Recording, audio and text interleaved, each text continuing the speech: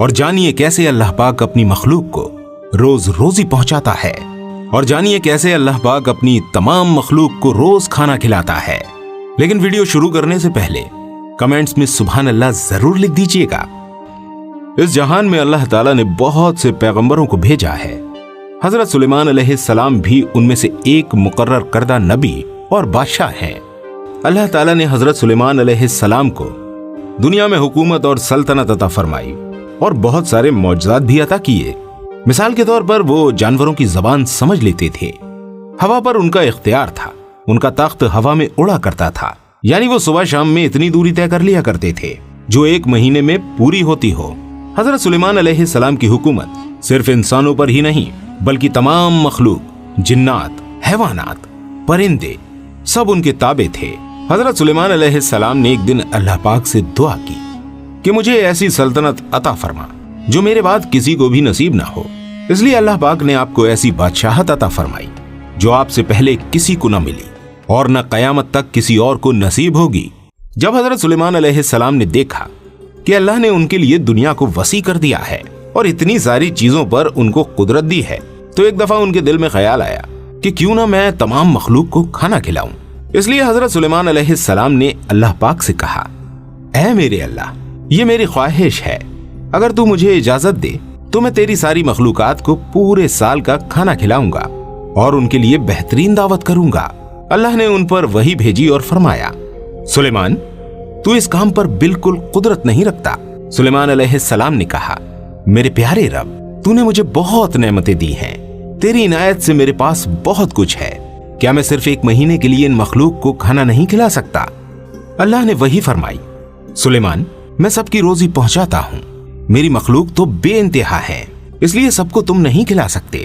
حضرت سلیمان علیہ السلام نے پھر سے درخواست کی، اے میرے پروردگار، مجھے صرف ایک دن کی اجازت دے تاکہ میں ان مخلوق کو کھانا کھلاؤں۔ اس دفعہ اللہ نے حضرت سلیمان علیہ السلام کو ایک دن کی اجازت دے دی کہ وہ دنیا کی تمام مخلوق کو کھانا کھلائیں۔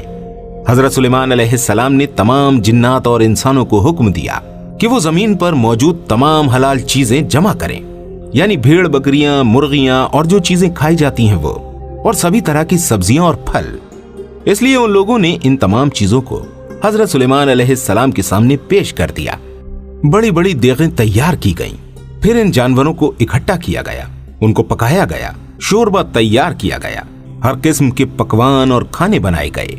حضرت سلیمان علیہ السلام کے فرمان پر دریا کے قریب ایک شاندار حویلی تیار کی گئی جو بہت ہی بڑی تھی، تاکہ جن مخلوق کو دعوت پر بلایا جائے وہ آرام سے اس حویلی میں آ سکیں۔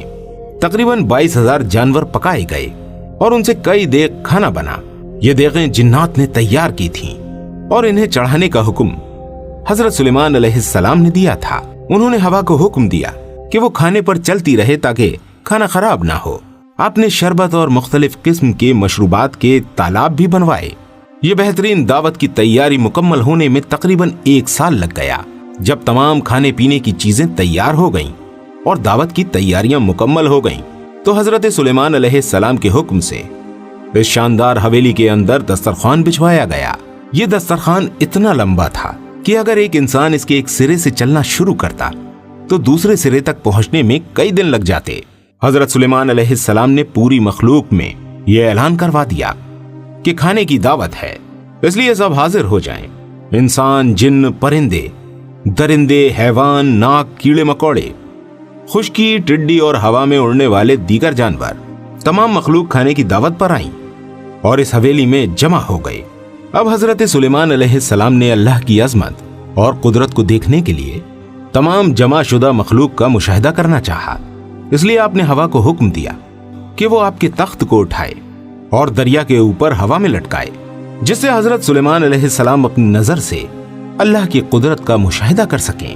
ایسے ہی جب تخت ہوا میں لٹکا ہوا تھا، ایک مچھلی نے دریا سے اپنا سر نکالا اور حضرت سلیمان علیہ السلام سے بات کی، اے اللہ کے نبی، اللہ نے مجھے آپ کے پاس دعوت پر بھیجا ہے اور مجھے معلوم ہوا ہے کہ آپ نے آج تمام مخلوق کے لیے کھانا تیار کیا ہے۔ میں ابھی بہت بھوکی ہوں، اگر ممکن ہو تو پہلے مجھے کھانے دیجیے۔ یہ سن کر حضرت سلیمان علیہ السلام نے اسے کھانے کی اجازت دے دی۔ اس کے بعد وہ مچھلی دریا سے نکل کر اس میدان نما مکان میں آ گئی और जितना भी खाना वहां पर था सारा का सारा एक ही बार में खा लिया। फिर मछली ने सुलेमान अलैहिस्सलाम की तरफ मुड़कर देखा और उनसे ज्यादा खाना मांगने लगी। ये सुनकर हजरत सुलेमान अलैहिस्सलाम हैरान हो गए और बोले, ऐ मछली, मैंने तमाम मखलूक के लिए ये खाना तैयार किया था जो तूने एक ही निवाले में खा लिया। क्या इससे भी तेरा पेट नहीं भरा जो और खाना मांग रही है? इस पर मछली बोली, ऐ अल्लाह के नबी, अल्लाह मुझे हर रोज इतना ही खाना 3 दफा देता है और जो खाना आपने तैयार किया वो सब का सब सिर्फ एक ही वक्त में खत्म हुआ। अब मुझे 2 और बार खाने की जरूरत है, तब जाके मेरा पेट भरेगा।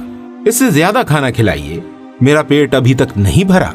हजरत सुलेमान अलैहिस्सलाम ने कहा, तुमने तो सारा खाना खा लिया और अब भी तेरा पेट नहीं भरा। मछली ने कहा, ऐ सुलेमान, क्या मेहमान के लिए एक मेजबान का जवाब इस तरह का होता है? अल्लाह ने मुझे आपकी तरफ दावत पर भेजा है। तुम्हारे जितना खाना बनने में कई दिन लग गए, इतना खाना मुझे मेरे खालिक से दिन में 3 बार मिलता है। मैं आज आपकी दावत की वजह से भूखी रह गई, और अगर आप इस तरह बाकी मखलूक को भी खाना नहीं दे सकते तो आपने बेकार में उनको खाने पर बुलाया। हजरत सुलेमान अलैहिस्सलाम मछली की ये बात सुनकर हैरान हो गए और उन पर गशी तारी हो गई। फिर जब होश आया तो अल्लाह के हुजूर सजदे में गिर गए और रोते हुए कहा, अल्लाह, मैंने बड़ा कसूर किया और तेरी बारगाह में नादानी की। मैं नादान मिस्कीन हूँ और इस बात से हमेशा के लिए तौबा करता हूँ।